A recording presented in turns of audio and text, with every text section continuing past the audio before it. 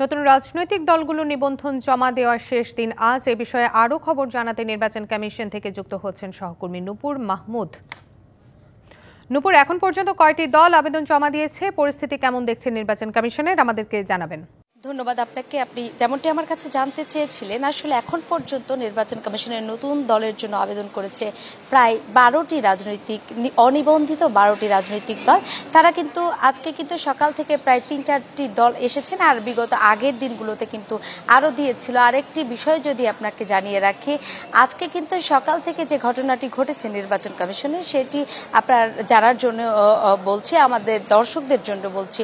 আসলে আজকে নির্বাচন কমিশনে বিএনপির একটি প্রতিনিধি দল এসেছিলেন। তারা কিন্তু বিগত 14, 18 এবং 2024 সালে যে নির্বাচনগুলো হয়েছে, সে বিতর্কিত প্রশ্নবিদ্ধ নির্বাচনগুলো নিয়েই কিন্তু মূলত আজকে তারা এখানে এসেছিলেন একটি মামলা করার জন্য এবং মামলার কপি জমা দেওয়ার জন্য। মামলা করেছেন যদিও শেরেবাংলা থানায়, সেই থানায় গিয়ে তারা সেই কপিটা নিয়ে এসে জমা দিয়েছেন নির্বাচন কমিশনে।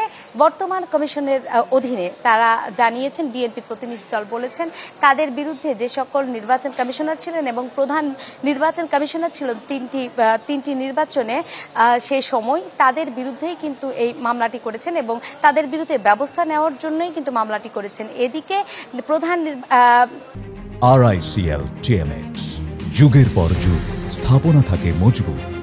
এদিকে নির্বাচন ব্যবস্থা সংস্কার প্রধান ডক্টর বদিউল আলম মজুমদার কিন্তু এটি সুপারিশ করেছেন এবং সেই সাথে সেই কাগজ কপিটি কিন্তু নির্বাচন কমিশনের প্রধান নির্বাচন কমিশনারের কাছে জমা দিয়েছেন বিএনপির সেই প্রতিনিধি দলটি। আসলে 2014 সালে যে নির্বাচন হয়েছিল, সেই সময় কিন্তু বিএনপি ওই সময় কিন্তু নির্বাচনটি বর্জন করেছিল। আর যদি আরেকটি বিষয় আপনাকে বলি, যে 2018 সালে যে নির্বাচন হয়েছে, সেই নির্বাচনকে কিন্তু বিএনপি বলেছিল নিশি রাতের নির্বাচন।